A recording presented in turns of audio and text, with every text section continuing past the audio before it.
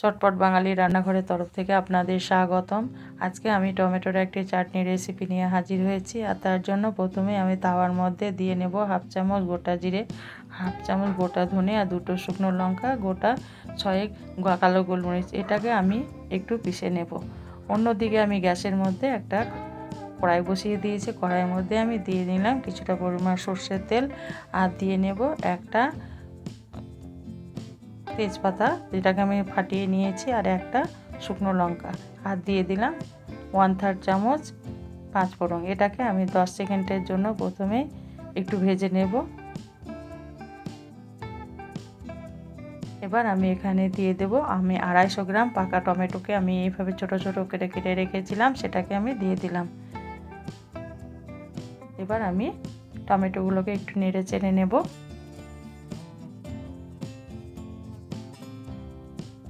এবার আমি দিয়ে দেব এখানে স্বাদ মতো লবণ।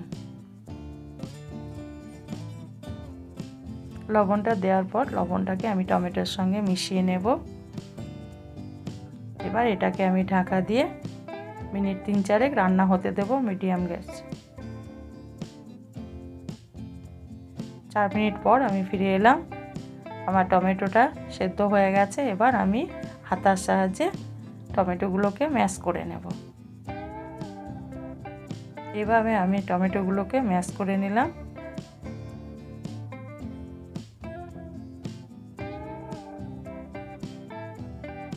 এবার আমি দিয়ে দিলাম অল্প একটু হলুদের গুঁড়ো। হলুদের গুঁড়োটা দেওয়ার পর টমেটোর সঙ্গে আমি হলুদের গুঁড়োটাকে মিশিয়ে নেব। এবার আমি এই অবস্থায় দিয়ে দেব 250 গ্রাম টমেটোর জন্য আমি এখানে 50 গ্রাম চিনি দিয়ে দিলাম।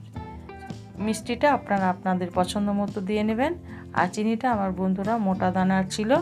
এবার আমি চিনিটাকে টমেটোর সঙ্গে ভালো করে মিশিয়ে নেব। এবার এটাকে ঢাকা দিয়ে আমি রেখে দেব যতক্ষণ না চিনিটা গলছে। মিনিট 2 পর আমি ফিরে এলাম। চিনিটা আমার গলে গেছে। আবারও আমি যাতে তল ধরে না যায় সেই জন্য আমি একবার নেড়ে দিলাম। এবার আমি এখানে একটা পাতিলেবুর অর্ধেকটা অংশ নিয়েছি, এটাকে আমি চিপে রস বের করে দিয়ে দেব। পাতিলেবুর রস দিলে চাটনির টেস্টটা খুব ভালো হয় আর টেস্টটাও বাড়িয়ে দেয়। লেবুটা দেওয়ার পর আমি একবার নেড়ে চেড়ে নেব। এবার আমি এখানে দিয়ে দেব কিছুটা ড্রাই ফল, যেমন কিছুটা পরিমাণ কিশমিশ, এটা ধুয়ে নিয়েছি পরিষ্কার করে, আর কিছুটা কাজু আর কিছুটা খেজুরগুলো আমি আঁটি ছাড়িয়ে নিয়েছি বন্ধুরা। এবার এগুলোকে আমি টমেটোর সঙ্গে মিশিয়ে নেব। টমেটোটা দেওয়ার পর আমি আবারও মিনিট 2 রান্না করব।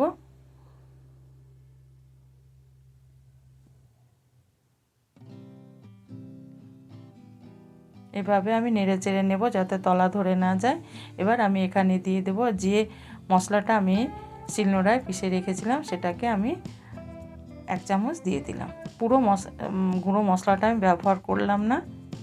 এভাবে মশলাটাকে আমি ভালো করে চাটনির সঙ্গে মিশিয়ে নিলাম। আমার বিয়ে বাড়ির স্বাদের টমেটোর চাটনি রেডি হয়ে গেছে। আর পুরো ভিডিওটা দেখার জন্য আপনাদের ধন্যবাদ।